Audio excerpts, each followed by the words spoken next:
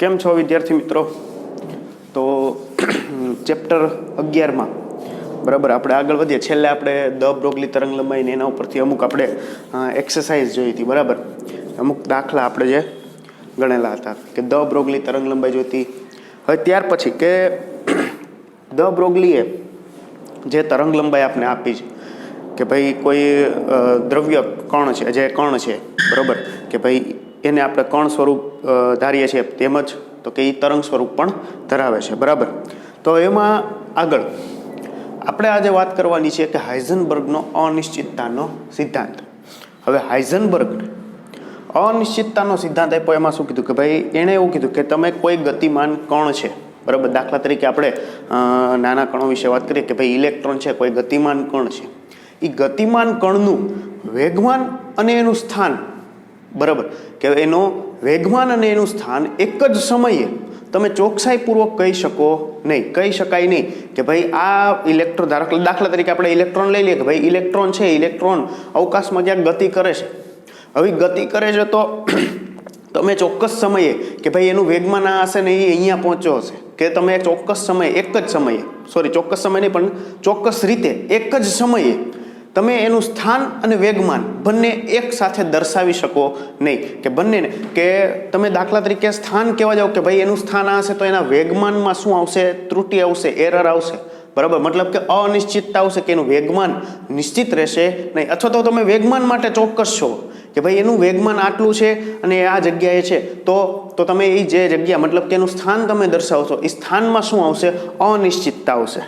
બરાબર, કે એના સ્થાનમાં શું આવશે? અનિશ્ચિતતા આવશે. તમે સ્થાન અને વેગમાન એક જ સમયે ચોક્કસ રીતે દર્શાવી શકતા નથી. બરાબર, તો આપણે એમ કહીએ કે ભાઈ નિયમ જોઈએ આપણે કે હાઇઝનબર્ગે શું કે ભાઈ કોઈ કણ અથવા તો દાખલા તરીકે ઇલેક્ટ્રોન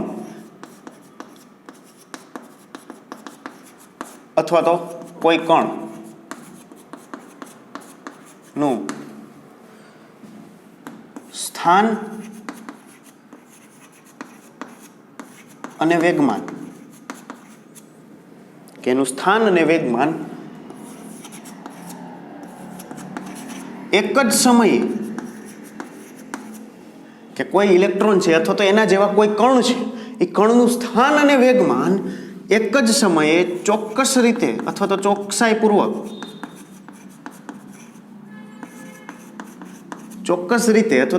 રીતે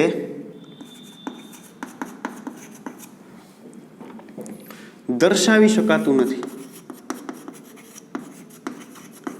કે તમે બંનેમાં શું આવશે? થોડી ઘણી અનિશ્ચિતતા આવશે, થોડી ઘણી, જેને તમે એરર કહેશો. આપણે કહીએ છીએ કે ભાઈ આપણે અત્યાર સુધી જોતા કે ભાઈ આપણે દર્શાવતા હતા બરાબર, અત્યાર સુધી તમે જે 11માં ભણી ગયા છો કે ભાઈ અત્યાર સુધી આપણે જે દર્શાવ્યું કે ભાઈ આ સમયે આ સ્થાને પહોંચ્યો છે, તો એ જોવામાં આવે તો કે એ કેવો પદાર્થ છે? એ સ્થૂળ પદાર્થ છે. મતલબ કે એ પદાર્થ કેવો છે? મોટો છે. અને આપણે નાના કણોની વાત કરીએ છીએ, ઇલેક્ટ્રોન જેવા સૂક્ષ્મ કણોની વાત કરીએ છીએ. બરાબર, કે એ કેવા છે? તો કે અતિ સૂક્ષ્મ કણો. બરાબર, એ પદાર્થ છે એ કેવો છે? તો ખૂબ જ મોટો, કે જ્યાં આપણે શું કરીએ છીએ તો કે ન્યૂટન યંત્રશાસ્ત્રનો ઉપયોગ કરીએ છીએ. બરાબર, કે કોઈ કણ છે એ ગતિ કરે છે, તો એના માટે તો કે આપણે કહીએ છીએ કે ભાઈ આ સમયે આ સ્થાને હશે બરાબર, એનું વેગ આટલો હશે. વેગમાન એટલે ખરેખર તો દળ m × v બરાબર, વેગમાન એટલે m × v. તો કે દળ તો એ તો કેવું રહેવાનું? કોન્સ્ટન્ટ રહેવાનું. પણ તો એનો મતલબ એ કે અનિશ્ચિતતા શેમાં આવશે? વેગ. એટલે કે વેગ આપણે ચોક્કસ રીતે જે છે એ દર્શાવી શકાતા નથી. ઇલેક્ટ્રોન કે નાના જેવા, એના જેવા નાના કણ, ઇલેક્ટ્રોન છે, પ્રોટોન છે, હાઇડ્રોજન છે, હાઇડ્રોજનનો પરમાણુ છે, કે એના માટે આપણે વાત કરતા હોય તો કે એનું ચોક્કસ સમયે, એક જ સમયે બરાબર, કે એક જ સમયે કે ભાઈ અહીંયા દાખલા તરીકે અવકાશમાં ગતિ કરે છે બરાબર, અહીંથી ઇલેક્ટ્રોન ગતિ કરે છે, તો તમે ન કહી શકો કે આ સ્થાને અને એનું વેગમાન અથવા તો એનો વેગ આટલો હશે. તમે એનો વેગ દર્શાવવા જશો કે ભાઈ એનો વેગ આટલો છે, તો એ ત્યાંથી નીકળી ગયો હશે.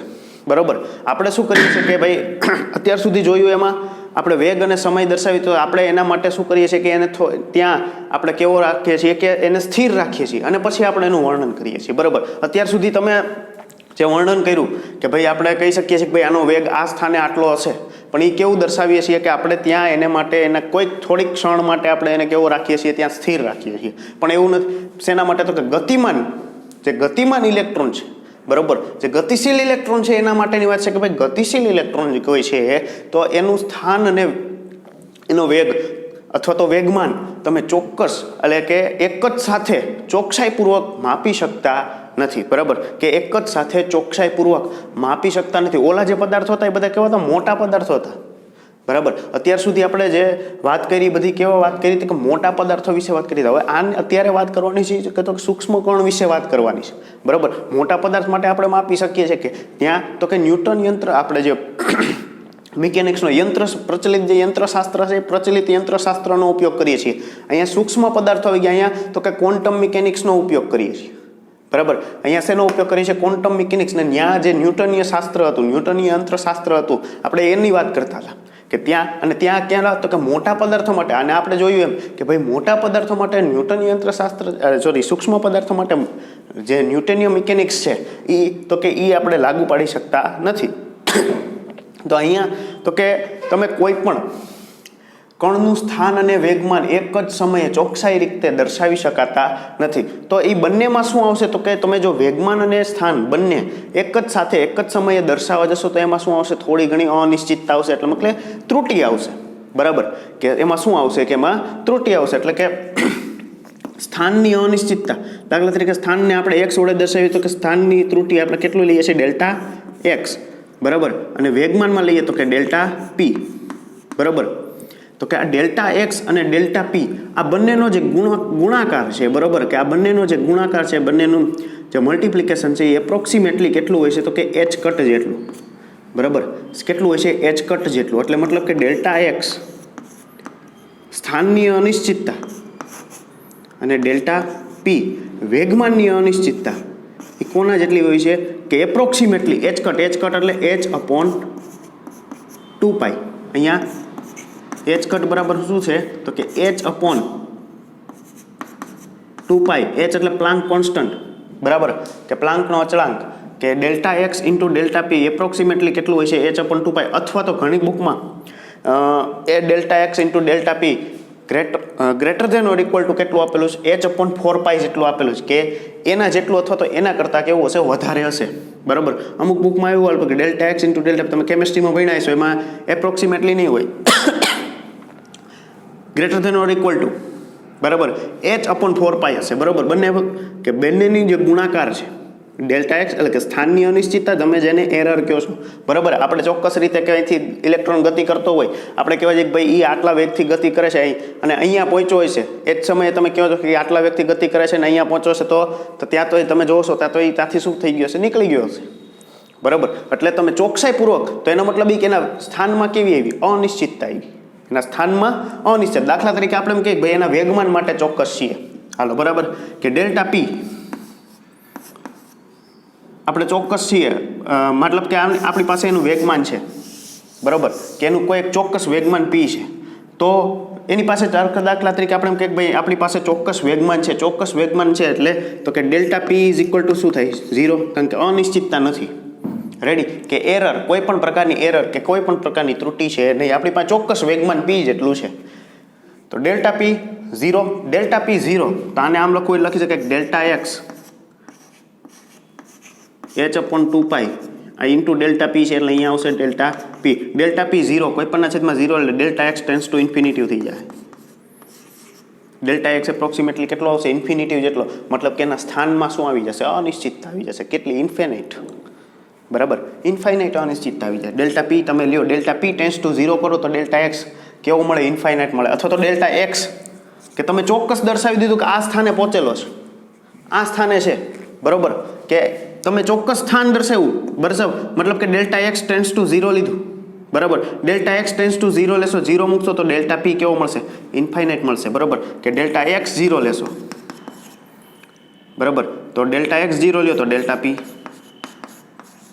ઇન્ફાઇનાઇટ મળશે. અથવા તો આપણે એમ કહીએ કે ભાઈ હવે દાખલા તરીકે આપણે વાત કરીએ કે ભાઈ ઇલેક્ટ્રોન છે, બરાબર, કે ડ બ્રોગલીએ એવું કીધું કે ભાઈ સૂક્ષ્મ કણો છે, જે ઇલેક્ટ્રોન જેવા કણો છે એ શું દર્શાવે છે?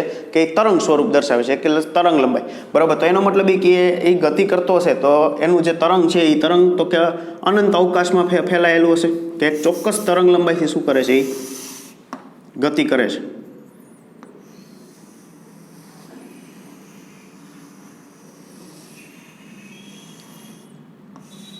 બરાબર, એક ચોક્કસ તરંગ લંબાઈથી શું કરતું હશે, ગતિ કરતું હશે. મતલબ કે અહીંયા લેમડા ઇઝ ઇક્વલ ટુ શું થાય, h/p.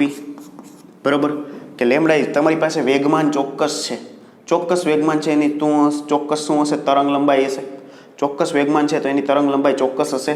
ચોક્કસ તરંગ લંબાઈ છે તો અહીંયા તો કે વેગમાન તમારી પાસે ચોક્કસ છે તો એના વેગમાનની અનિશ્ચિતતા તો કે ડેલ્ટા એક્સ કેટલું થશે, સોરી ડેલ્ટા પી 0 થશે. ડેલ્ટા પી 0 થશે તો અહીંયા આપને અનંત અવકાશમાં આ તરંગ ફેલાયેલું હશે, ઇલેક્ટ્રોન સાથે સંકળાયેલ જે તરંગ છે એ અનંત અવકાશમાં ફેલાયેલું છે. તમે ચોક્કસ રીતે કહી શકશો નહીં કે ઇલેક્ટ્રોન ક્યાં છે.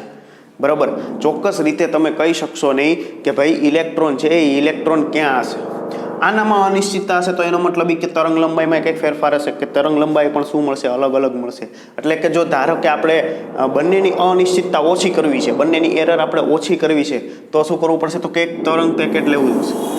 તો કે ઇલેક્ટ્રોન જે વિસ્તારમાં ગતિ કરતો હશે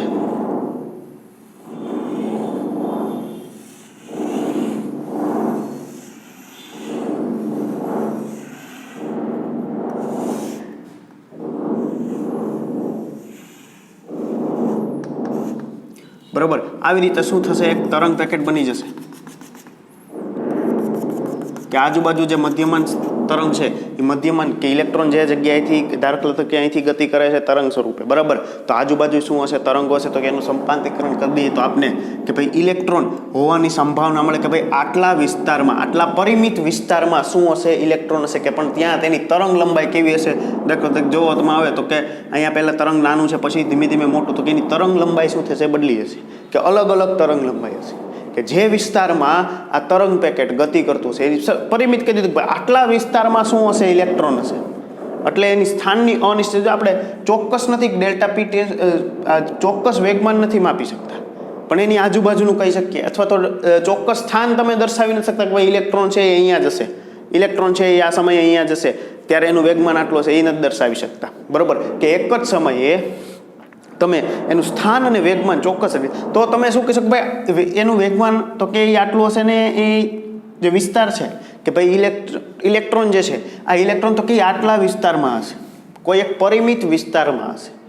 બરાબર, કે અહીંયા તો કે કોઈ હવે આટલા વિસ્તારમાં હશે, મતલબ કે એના સ્થાનમાં શું આવશે, અનિશ્ચિત. આપણે અનિશ્ચિતતા ઓછી કરી શકીએ પણ ચોક્કસ રીતે કહી શકતા નથી કે એ ઇલેક્ટ્રોન છે અહીંયા જ હશે. બરાબર, કે એક તરંગ પેકેટ એની સાથે સંકળાયેલ શું બનશે, એક તરંગ પેકેટ બનશે. એ તરંગ પેકેટ બનશે તો આપણે કહી શકશું કે ભાઈ આ તરંગ પેકેટ જે છે એ તરંગ પેકેટ આખું શું કરતું હશે, ગતિ કરતું હશે ઇલેક્ટ્રોન સાથે. કે ભાઈ ઇલેક્ટ્રોન જે છે એ તો કે આટલા વિસ્તારમાં હશે, પરિમિત વિસ્તારમાં હશે. બરાબર, જો ચોક્કસ વેગમાન કયો તો શું થશે, તો કે એની તરંગ લંબાઈ આવી રીતે ચોક્કસ તરંગ લંબાઈમાં છે, અનંત અવકાશમાં ફેલાયું છે. તમે કહી નહીં શકશો કે ભાઈ ઇલેક્ટ્રોન છે એ ક્યાં છે, કારણ કે એનું તરંગ અનંત અવકાશમાં +∞થી -∞ સુધી શું થયેલું છે, ફેલાયેલું હશે. તો તમે ચોક્કસ રીતે એનું સ્થાન જે છે એ દર્શાવી શકશો નહીં. તો એના સ્થાનમાં અનિશ્ચિતતા કેવી થઈ જાય, ઇન્ફાઇનાઇટ થઈ જાય. બરાબર, તમે વેગમાન ફાઇનાઇટ કરશો, મતલબ કે વેગમાનનું એક ચોક્કસ મૂલ્ય આપશો તો એના સ્થાનમાં શું આવશે, અનિશ્ચિતતા વધી જશે, ઇન્ફાઇનાઇટ થઈ જશે. સ્થાન દર્શાવવા જશો, બરાબર, કે તમે ચોક્કસ સ્થાન દર્શાવવા જશો, દાખલા તરીકે અહીંયા ચોક્કસ સ્થાન દર્શાવવા જાય કે ભાઈ ઇલેક્ટ્રોન છે એ અહીંયા છે. બરાબર, તો ત્યાં તરંગ લંબાઈ તો કે આ આપણે વેવ પેકેટ લીધું કે સ્થાન ચોક્કસ દર્શાવે છે કે ભાઈ આટલા વિસ્તારમાં છે. બરાબર, કે ચોક્કસ એક સ્થાન દર્શાવે છે તો એની સાથે સંકળાયેલ કઈ તરંગ લંબાઈ લેવાની, બધાની તરંગ લંબાઈ કેવી છે, અલગ અલગ છે. તો વેગમાનમાં અનિશ્ચિતતા કેવી થઈ જશે, વધી જશે. બરાબર, એટલે કે ડેલ્ટા પી ટેન્ડ્સ ટુ કેવું થઈ જશે, ઇન્ફાઇનાઇટ થઈ જશે. બરાબર, કે ડેલ્ટા પી છે એ કેવો થઈ જાય, ઇન્ફાઇનાઇટ થઈ જાય. બરાબર, તો કે તમે ચોક્કસ સ્થાન દર્શાવવા જાઓ તો વેગમાનમાં અનિશ્ચિતતા વધી જશે, અને જો વેગમાન દર્શાવવા જાઓ તો સ્થાનમાં અનિશ્ચિતતા મતલબ કે ત્રુટિ વધી જશે. તમે બંને વસ્તુ એક સાથે કરી શકતા નથી. એટલે હાઇઝનબર્ગે જ કીધું, એટલે જ કીધું કે ભાઈ જો હાઇઝનબર્ગનો શેનો પ્રિન્સિપલ, શેનો સિદ્ધાંત, અનિશ્ચિતતાનો, કે ભાઈ અનિશ્ચિતતા જ આપી છે એને, કે બે અનિશ્ચિતતા, એક સ્થાનની અનિશ્ચિતતા અને વેગમાનની અનિશ્ચિતતા. બરાબર, એ એપ્રોક્સિમેટલી કેટલી હશે, તો કે h કટ એટલે તો કે h/2π જેટલી. વેગમાનની અનિશ્ચિતતા અને સ્થાનની અનિશ્ચિતતા કેટલી હશે, તો કે h/2π. ઘણી જગ્યાએ h delta X into delta પી. બરાબર, કે તમને h/4π આપેલું છે, > અમુક બુકમાં એવું છે કે ભાઈ જો વધારે ઊંડાણપૂર્વક જોવા જઈએ તો delta X into delta P જે છે એ greater than or equal to H/4π આપેલું છે, બરાબર. પણ આપણે અહીંયા ટેક્સ્ટ બુકમાં કેટલું આપેલું છે કે એપ્રોક્સિમેટલી કેટલું આપેલું છે કે H કટ એટલે કે H/2π જેટલું આપેલું છે, બરાબર. તો આ હાઇઝનબર્ગનો અનિશ્ચિતતાનો સિદ્ધાંત ડેલ્ટા એક્સ એટલે કે સ્થાનની અનિશ્ચિતતા અને વેગમાનની જે અનિશ્ચિતતા છે, વેગમાનની અનિશ્ચિતતા, હજી આને જો આપણે ધારો કે દાખલા તરીકે વધારે સાદું આપવું હોય તો આપણે આવી રીતે આપી શકીએ કે ઘણી વખત તમને વેગની અનિશ્ચિતતા આપેલી હોય, વેગમાનની ન આપેલું. અહીંયા વેગમાનની ખરેખર વેગમાનની એટલે કે વેગની અનિશ્ચિતતા, કે ચોક્કસ સમયે એનો વેગ ન દર્શાવી શકો, બરોબર. તો ડેલ્ટા એક્સ ઇન્ટુ અહીંયા શું થશે કે વેગમાન ડેલ્ટા પી છે, ડેલ્ટા પી એ અનિશ્ચિતતા છે એટલે કે એમ ડેલ્ટા વી H/2π, બરોબર. તો અહીંયા delta X into delta V approximately કેટલું થશે તો કે H/2π ઇન્ટુ એમ, બરાબર. કે delta X into delta V કે વેગમાનની અનિશ્ચિતતા, ઘણી વખત દાખલાઓમાં એમાં વેગમાનની અનિશ્ચિતતા આપેલી, વેગની અનિશ્ચિતતા આપેલી હોય, બરાબર. દળ બદલાવાનું નથી, તો વેગની અનિશ્ચિતતાને કોણે શેમાં અનિશ્ચિતતા આવશે? વેગમાનમાં ત્રુટિ હશે, બરાબર. કે ડેલ્ટા એક્સ ઇન્ટુ ડેલ્ટા વી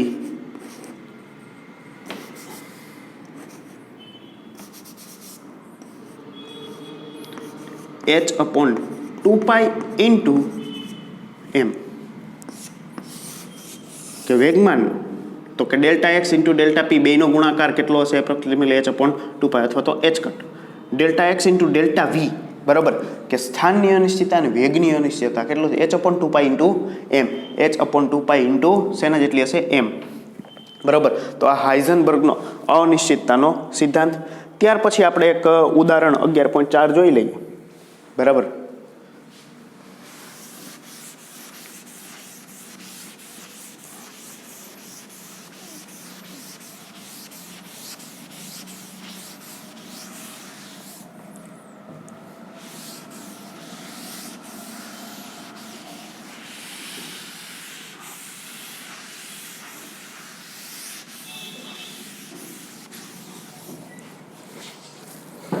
ઉદાહરણ 4માં તમને એવું કીધું છે કે 5.4 × 10⁶ મીટર પર સેકન્ડની ઝડપથી ગતિ કરતા ઇલેક્ટ્રોન અને બીજું 30 મીટર પર સેકન્ડની ઝડપથી ગતિ કરતા 150 ગ્રામ બોલ સાથે સંકળાયેલ ડી બ્રોગલી તરંગ લંબાઈ કેટલી હશે? ડી બ્રોગલી તરંગ લંબાઈ કીધી છે અહીંયા બે આપને વસ્તુ આપેલી કે 5.4 × 10⁶ મીટર ઝડપથી ગતિ કરતા ઇલેક્ટ્રોન માટે. હવે અહીંયા શું આપેલું છે? આપણે ઝડપ આપેલી છે કે વેગ આપેલો છે.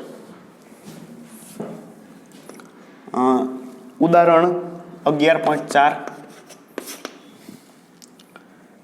વેગ આપેલો છે, એમાં એ ઇલેક્ટ્રોન માટે વેગ આપેલો છે કેટલો છે? 5.4 × 10⁶ મીટર પર સેકન્ડ. આના માટે દ બ્રોગલી તરંગ લંબાઈ શોધવાની છે. તો આપને ખબર છે કે lambda is equal to H/P is equal to H/mv. ઇલેક્ટ્રોનનું દળ આપણી પાસે છે lambda is equal to H બરાબર તો કે 6.626 × 10⁻34 એમ. ઇલેક્ટ્રોનનું દળ આપણે ખબર છે કે 9.11 × 10⁻31 v. વેગ આપેલો છે 5.4 × 10⁶. તો સંકળાયેલ તરંગ લંબાઈ લેમ્બડા ઇઝ ઇક્વલ ટુ કેટલી મળશે તો કે 0.135 × 10⁻9 મીટર અથવા તો લેમ્બડા ઇઝ ઇક્વલ ટુ 0.135 શું થશે? નેનોમીટર, બરાબર. ત્યાર પછી બીજું આપણે પૂછેલું છે, શું કીધું કે ભાઈ 150 ગ્રામના બોલ સાથે સંકળાયેલ દ બ્રોગલી તરંગ લંબાઈ, બરાબર. 150 ગ્રામના બોલ સાથે સંકળાયેલ દ બ્રોગલી તરંગ લંબાઈ એટલે તો કે એનું દળ આપેલું છે અને 30 મીટર પર સેકન્ડની ઝડપથી ગતિ કરે છે, મતલબ કે દળ આપેલું છે અને વેગ બરાબર છે 30 મીટર પર સેકન્ડ અને દળ એમ બરાબર આપેલું છે 150 ગ્રામ. 150 ગ્રામ કિલોગ્રામમાં ફેરવીએ તો આપને મળે 0.150 કિલોગ્રામ બરાબર. તો કે એની સાથે સંકળાયેલ તરંગ લંબાઈ lambda is equal to h upon mv. તો કે h 6.626 ગુણ્યા 10⁻34 અપોન m 0.150 કિલોગ્રામ ગુણ્યા 30. તો લેમ્બડા ઇઝ ઇક્વલ ટુ 6.626